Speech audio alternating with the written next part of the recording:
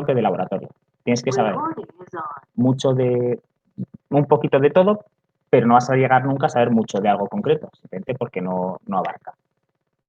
Es una especialidad, sobre todo, bajo mi punto de vista, orientada a un hospital mediano pequeño. ¿A qué me refiero con esto? Que un hospital tipo La Paz, un Gregorio, un 12 de octubre, no les interesa un analista. Les interesa tener 20 bioquímicos, 20 microbiólogos y 20 hematólogos.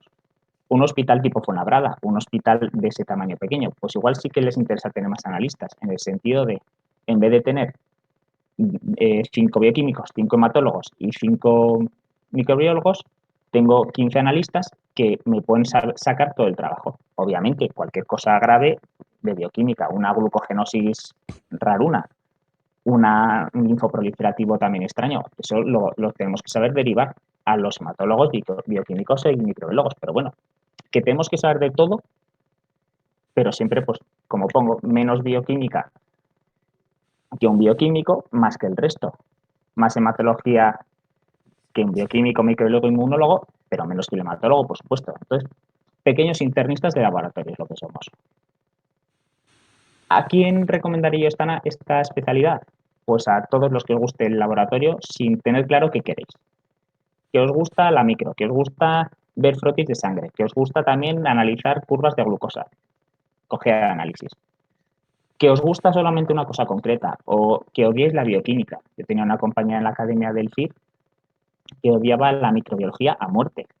No podía con ella, que hizo bioquímica y ya está. Una no es mejor que la otra, son complementarias.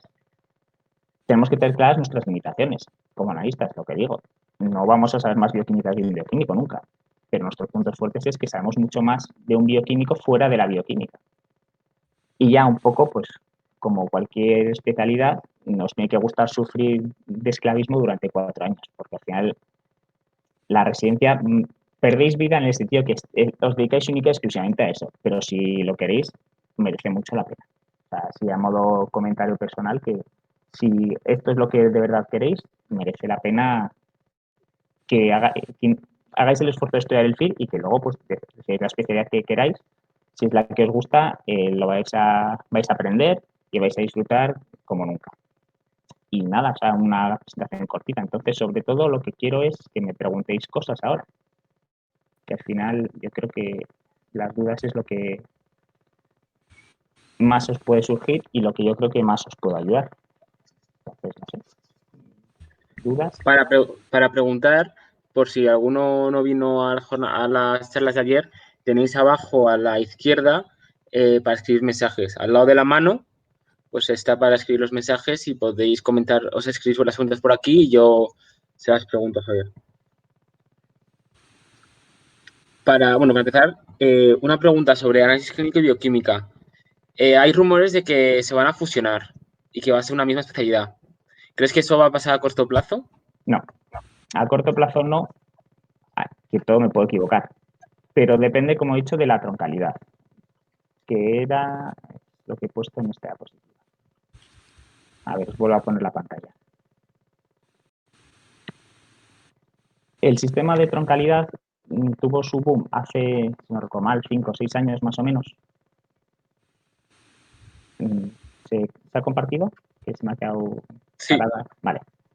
Tuvo un boom hace 5 o 6 años, igual son un poco más, no recuerdo, y quedó parado. Quedó parado por muchos motivos. Uno, los propios sanitarios se movilizaron en contra de la troncalidad.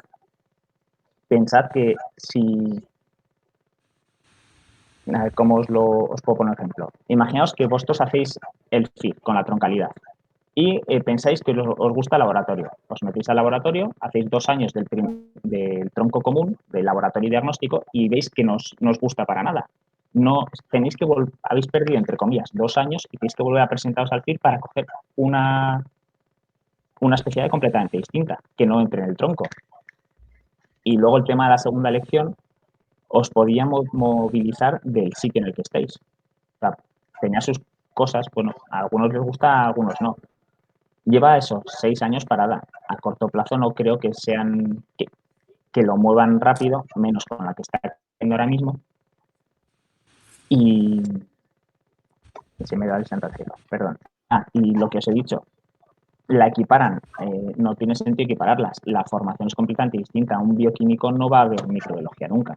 Entonces, aunque sobre el papel parezca que se vayan a fusionar, en la práctica no creo que pase a corto plazo y dudaría que llegase a pasar a largo plazo también. Yo creo que esto lo echarán para atrás la fusión. Pero vamos, eso es una opinión ya personal mía propia. Vale. Y en relación con esta, ¿en todos los hospitales más o menos al mismo programa para análisis clínico o bioquímica o varía un poco el hospital y esta diferencia varía un poco de la opinión que tengan los especialistas de cada hospital? A ver, ahí va a depender mucho del hospital en sí mismo. El plan formativo es un plan formativo común, en el sentido de que está regulado por una ley. ¿Qué varía sobre todo? Que a un analista, cuando rota por servicios que no son bioquímica, normalmente le ven con mejores ojos que a un bioquímico. Un bioquímico es que si eres bioquímico porque sales de la bioquímica. En ese sentido, normalmente suelen tener los planes mucho más acotados. Los analistas nos permiten un poco más las rotaciones por todo lo que tenemos que ver, por la microbiología, la hematología. Cada hospital luego su mundo, por supuesto. O sea, yo, por ejemplo, hablando de mi servicio concreto, nosotros en vez de tener 3 laboratorios tenemos un único laboratorio común. No tenemos residentes que sean bioquímicos ni microbiólogos, somos todos analistas los residentes. Entonces, todos rotamos por todo indistintamente. También sé que hay hospitales donde si eres bioquímico, aunque quieras, no vas a rotar en microbiología. Y no porque no te deje en los microbiólogos, sino porque no forma parte de tu programa. Entonces, a nivel general, todo el programa formativo de análisis es más o menos común en todos los hospitales y la bioquímica es lo mismo a nivel general. Luego, en puntos ya más concretos y sobre todo en hospitales grandes, que es donde hay más dificultad de rotación, suele variar ligeramente. Siguiente pregunta. ¿Qué salidas tiene análisis clínico? ¿Y qué más otra que está aquí relacionada? ¿Cómo es el tema del trabajo una vez terminada la residencia? ¿Más curro en el sector privado que en hospitales? ¿Y cómo está el tema de vincularlo a la investigación? Vale, voy por partes. Salidas laborales, como analista, bioquímico, microbiólogo, al final un poco, muy entre comillas, tenemos salidas similares. Fuera de los hospitales nos podemos dedicar a lo que es el análisis, por ejemplo, el agroalimentario, análisis de aguas, e industria veterinaria. Es como un nicho que está ahí desconocido, pero que realmente a los animales también hay que hacerse análisis. Fuera de los hospitales hay mucho. Hay que buscar un poquito. Sí que es cierto que donde más trabajo hay, por lo menos de analista, es en un hospital y ahora cada vez más en laboratorios privados, que os puedo decir nombres, pero bueno, supongo que conocéis, pues tipo Megalab, SIGLab o laboratorios de este tipo. Se dedican a, con poca gente, sacar muchos resultados. Entonces, ahora mismo R4 que han pasado ya a especialistas, hay bastantes que les han contratado en laboratorios privados. ¿Más salidas? Pues, hombre, de todo se puede hacer. También se puede hacer de profesorado o cosas así. Y tema de investigación, eh, desde aquí dos respuestas. Una, respuesta general. Se puede compaginar. Son cualquier especie de laboratorio. Estás en contacto con muestras reales y te permite hacer buenas investigaciones.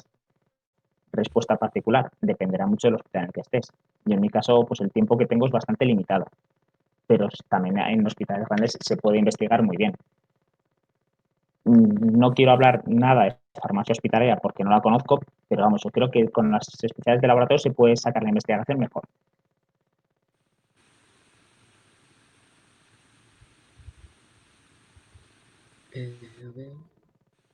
¿Qué aporta hacer la especialidad frente a hacer un máster concreto en análisis? Que creo que, por ejemplo, en la Complutense hay como un máster, pero claro, para trabajar en hospital público entiendo yo que no es válido, ¿no?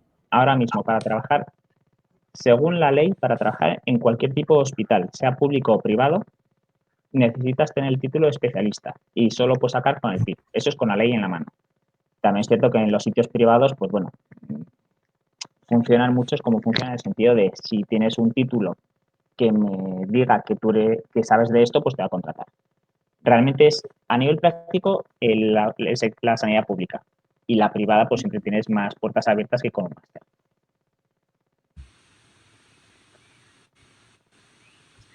Luego, para poder trabajar de especialista, ¿hace falta alguna posición? Para trabajar en el sector público, sí. Para trabajar en el sector público y quedarte a modo de funcionario. Como una vez acabado la especialidad, ninguno, o sea, no es que podamos sacar una posición porque no tengamos conocimiento, sino porque una posición de este tipo puntúan mucho méritos, tiempo trabajado, nos nutrimos de sustituciones, de bajas por maternidad, veranos, cosas así, pero al final, a grosso modo, un contrato indefinido en la sanidad pública, única y exclusivamente por oposición. Siguiente. ¿Podrías comentar un poco por encima las funciones que más realizas como residente de análisis, diferentes rotaciones en el hospital, tu día a día? Vale, a ver, ahora mismo estoy rotando en la sección de inmunología e autoinmunidad. Entonces, ahora, un día dentro que es una sección bastante amplia, hoy, por ejemplo, lo que me he dedicado es a primera hora, sobre todo los técnicos de laboratorio preparan los equipos y los calibran, pasan controles de calidad, un poco todo lo que conlleva ese proceso. Depende también los técnicos, en mi caso, pues hay algunos me llaman para ver cualquier cosa, otros son bastante autosuficientes como para decir, si el control está bien, me pongo a trabajar. En el caso pues que tenga que revisar algo, lo reviso y se empieza a trabajar. Una vez que empiezan a salir los resultados, en este caso es un screening de autoanticuerpos, por ejemplo, para autoanticuerpos anti-DNA, para el lupus, o distintos tipos, pues topoisomerasas o cosas de ese estilo, veo todos los resultados y en función de esos resultados tomo las decisiones de ampliar los estudios con inmunofluorescencia indirecta, microscopio, hacer inmunoblots, lo que sea. Básicamente, de un screen valoro qué hay que hacer. El segundo paso es, vale, hoy por ejemplo he estado viendo inmunofluorescencia indirecta al microscopio y ya de ahí deduzco los distintos patrones que se ven según las células. Y con todo eso, pues ya veo todos los resultados y con la patología o la clínica que presente el paciente le genero un informe, en este caso de autoinmunidad. Pues con, yo qué sé, me lo invento. Un paciente que presenta anticuerpos anti-DNA a título de 1.320 con una clínica sugerente de lupus, pues lo más probable es que sea un lupus, porque analíticamente es lupus. Entonces, pues bueno, si eso concuerda con la clínica, el internista sabrá qué hacer. Eso ahora. Cuando roté en hematología nosotros dividíamos la mañana en dos. En una veíamos los hemogramas, valorábamos si esos hemogramas había que hacerles estudios posteriores o no, y en el caso de que hubiese que hacer estudios posteriores como un frotis sanguíneo, una citometría o lo que sea, pues lo ampliábamos y la segunda parte de la mañana valorábamos al microscopio pues esas fórmulas o veíamos los resultados de las citometrías. Pues un poco, en mi caso, el trabajo que como residente que hago es el mismo que haría de facultativo. Al principio de la rotación soy una mochila del facultativo, al final de la rotación, como encuentro ahora, pues o sea, ya me dan libertad de decir, bueno, pues tú decides, si tienes dudas nos preguntas. En los ratos muertos, ahora mismo pues los dedicamos al COVID, única y exclusivamente. Antes de todo esto, los dedicamos pues, para preparar una sesión clínica, para hacer pósters para los congresos, algún artículo de investigación. Pero básicamente mi día a día consiste en sacar el trabajo que sacaría un facultativo.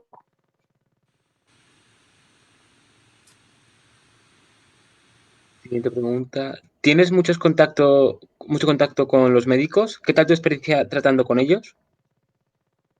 Bueno, antes de responder esta pregunta, si alguno tiene familiares médicos de la especialidad que sea, no os lo toméis a mal. En general, los internistas, por lo menos con los que nosotros con lo que más tratamos son internistas. Somos un hospital pequeño, casi todos son internistas. Los internistas son de los mejores médicos que hay en el sentido de buenas personas. Que te preguntan, debates con ellos, vas a hacer sesiones conjuntas, internistas o nefrólogos, todo lo que un poco derive de la interna.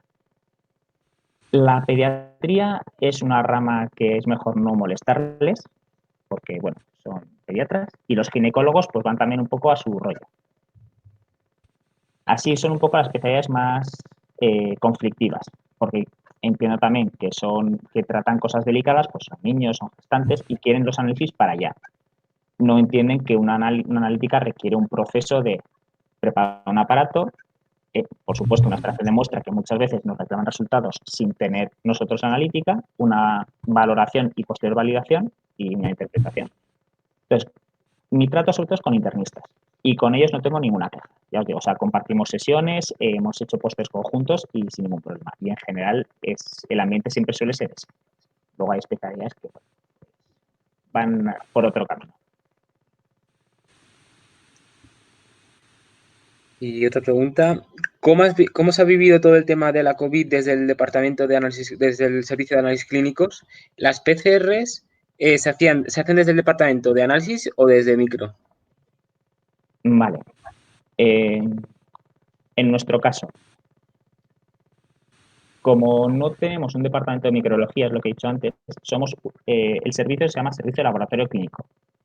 Y dentro del servicio de laboratorio, o sea, la única división que hay es física, de decir, pues aquí en esta zona del laboratorio está microbiología, aquí bioquímica y aquí hematología. En ese sentido las hemos hecho nosotros como laboratorio, pero se han encargado casi en exclusiva los microbiólogos y nosotros como residentes y mano de obra. Eso en el tema de las PCRs. Pero bueno, generalmente la PCR es un campo de microbiología. Ahora mismo con la serología, que es la que está de moda, lo mismo la llevamos nosotros. Quienes un poco llevan la voz cantante aquí, en este caso es mi tutora de inmunología, porque acá serología e inmunología están relacionadas. Que luego quien habla de microbiología, que luego no se me echa el cuello por esto. Pero bueno, a lo que voy, nosotros lo llevamos todo en conjunto. Pero generalmente son los servicios de microbiología los que hacen las PCRs. ¿Y cómo hemos llevado todo el tema de la COVID-19? Mal.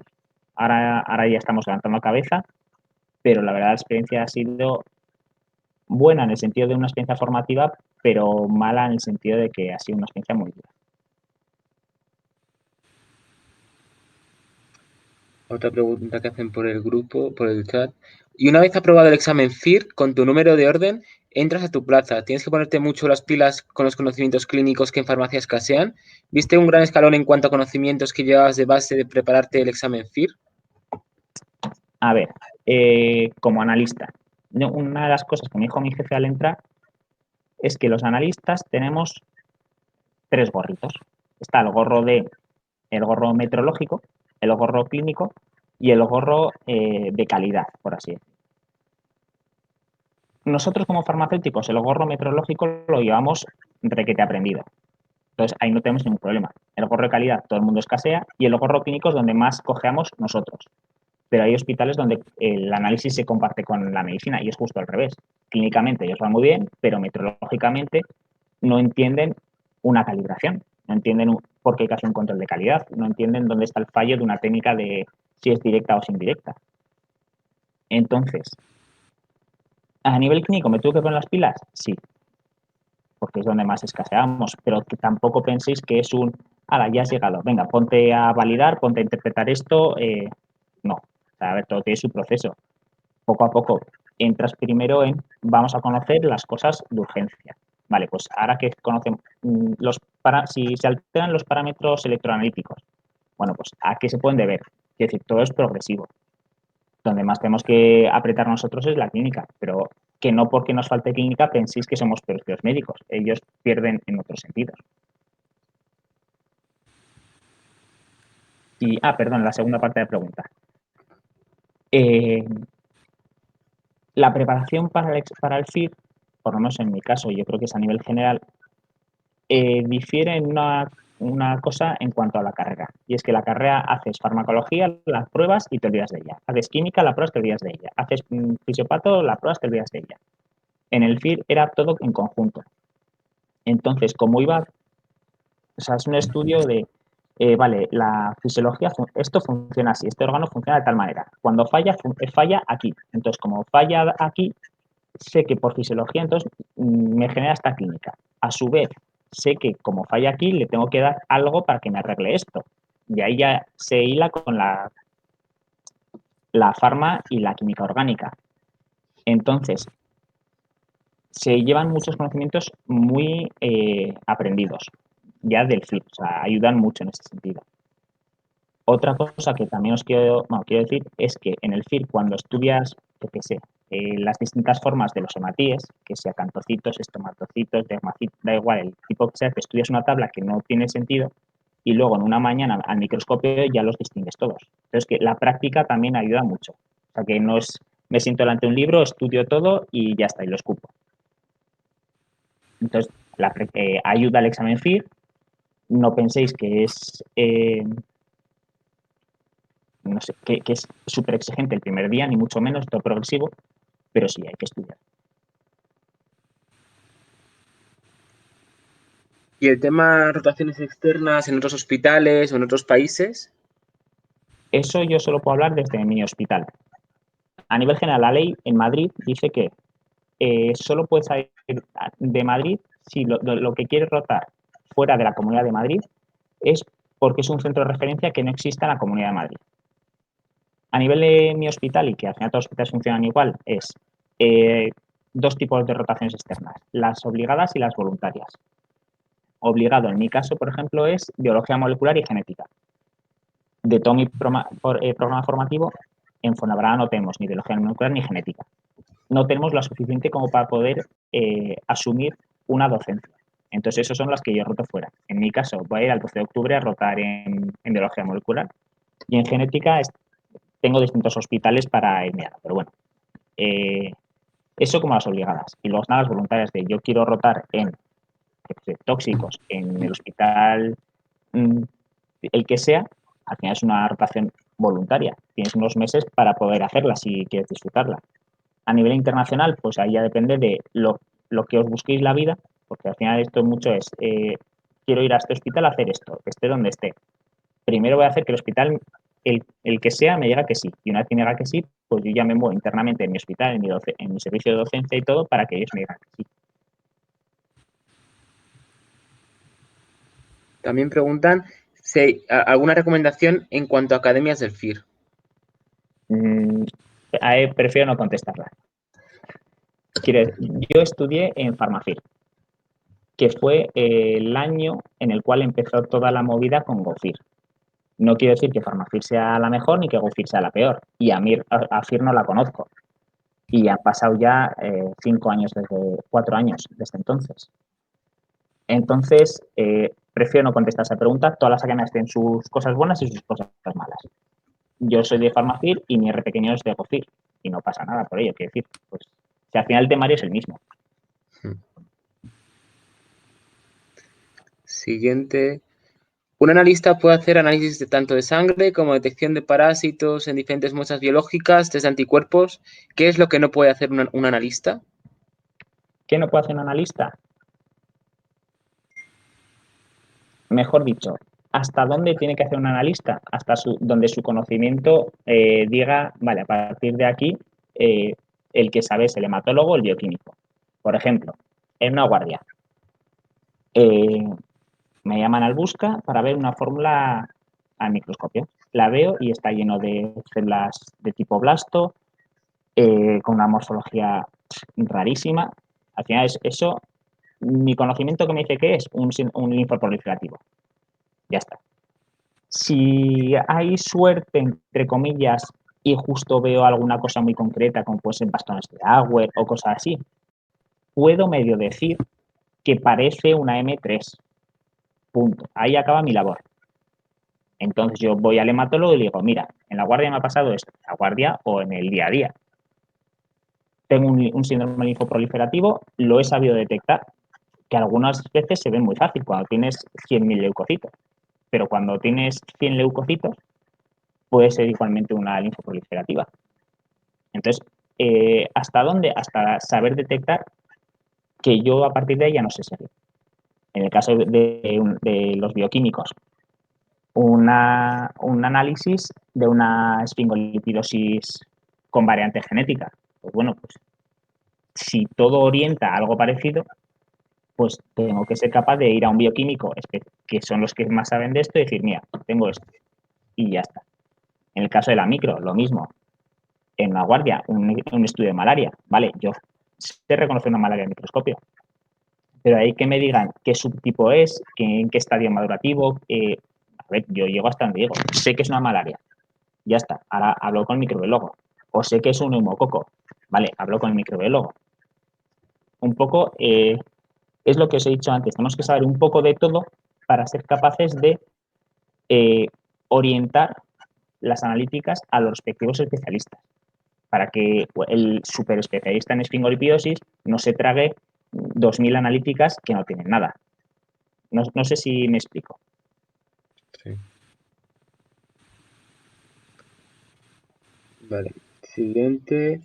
El tema guardias son de 24 horas, son de menos horas porque depende un poco del ser, no sé si del hospital o del ser, si es análisis clínico, farmacia hospitalaria. Ahí que yo sepa, por un lado depende de la especialidad y por otro del hospital.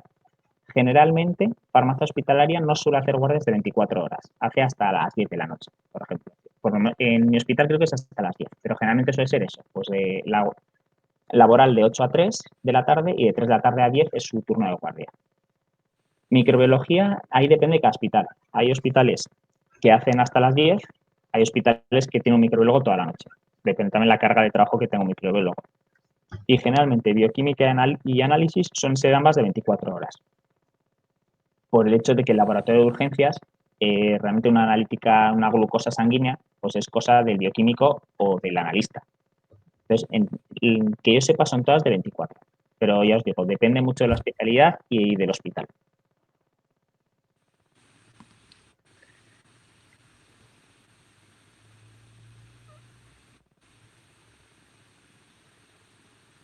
Vale, siguiente pregunta. ¿Cómo de viable es hacer el doctorado a la vez que la residencia? ¿O es mejor hacerlo cuando terminas y eres especialista? Depende de la capacidad que tenga cada uno. Es viable, pero no te lo van a permitir hasta ciertos años. Generalmente hasta que no eres R3 ya formado no te dejan empezarlo desde el propio ámbito de docencia. ¿Qué sentido tiene que de R1 que no sabes, entre comillas, no sabes mirar una fórmula correctamente o interpretar, yo qué sé, lo que sea, te pongas a hacer un doctorado? Primero, afianza tus conocimientos de especialista, que para eso has hecho el examen, y una vez que ya tengas eso rodado y que ya estés haciendo rotaciones mucho más concretas, pues ahora cuando acabe esta, hago una rotación concreta sobre citometría de flujo o haré una de fertilidad. Son rotaciones de interpretación de proteinograma. La base ya la tengo. Por supuesto, las rotaciones que me quedan siguen siendo igual de importantes, pero ya me permiten un poco compaginar con. Entonces, lo más general es que hasta R3 no te permitan los hospitales iniciar el doctorado. ¿Es viable? Sí. Es decir, depende del tiempo que quieras dedicar a ambas cosas. Pensad que al final, mientras haces la residencia, trabajas por la mañana y tienes que estar estudiando todos los días.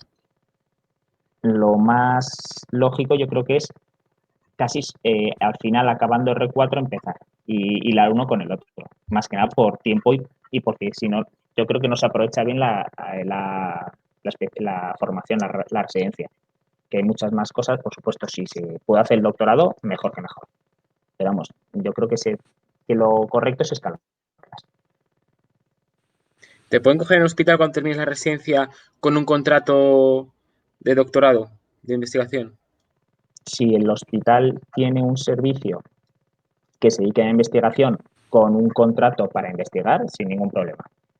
Porque al final esos contratos de investigación para hacer un doctorado suelen ser contratos de tiempo limitados y que generalmente son becas de investigación. Entonces te la pueden dar, claro, una vez que haces el doctorado ya se acaba otra vez. O sea, no te genera un contrato indefinido, ni mucho menos. Otra pregunta. ¿Se publican papers desde el servicio de análisis clínico? Sí.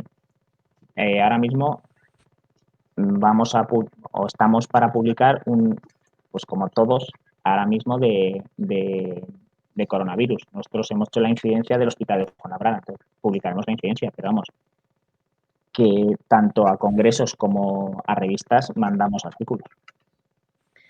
Como residentes, ¿a qué congresos soléis ir según vuestro año de residencia? Porque hay varias sociedades de análisis clínico, pero no sé si también vais a algún congreso si estáis rotando por micro de la SAIMS o de alguna otra sociedad diferente de análisis clínico por el servicio que estáis rotando. Vale, de análisis barra bioquímica barra un poco laboratorio en general, existen en España 3 sociedades nacionales. Son la SEC, ABM y AEFA. Todos los años hacen un congreso conjunto las 3, que es al que normalmente solemos ir nosotros. Pero esto es como todo. Si estás rotando en microbiología, como fue mi caso, y haces un estudio de microbiología y mandas el póster al congreso de la SEIN, te lo aceptan y el hospital te permite ir, vas. Este año no he ido, pues porque se ha cancelado. Lo mismo con hematología. Si estoy rotando con los hematólogos, hago un estudio con ellos y ellos me dicen, ¿quieres venir al congreso? Puedes ir. Lo lógico, lo más general es que vayamos al nuestro, que es el de medicina laboratorio. Pero por poder, mientras mandes, generalmente funciona así, mientras tú mandas pósters o contribuciones científicas a un congreso y el hospital o el servicio de laboratorio o docencia te permite ir, puedes ir sin ningún problema. ¿Cómo se valora al analista clínico dentro del hospital en el resto de servicios? Ahí depende lo mismo, del tamaño del hospital. En nuestro caso, nos valoran bien, es decir, somos los que les proveemos de resultados.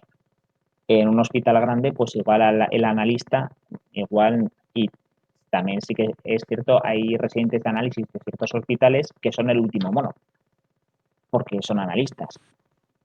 Depende del hospital. Pero en general, ya os digo, desde mi experiencia es muy buena en el hospital. Vale, pues creo que no hay más preguntas. Así que yo creo que vamos a ir terminando y damos por finalizada la charla de análisis clínico y bioquímica clínica.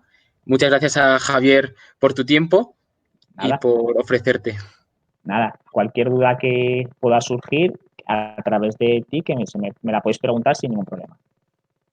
Perfecto, muchas gracias. A vosotros. Y recordaros que a las 7 empezamos la de microbiología y parasitología. Tenéis ahí 10 minutos de descanso y a las 7 volvemos. Hasta ahora.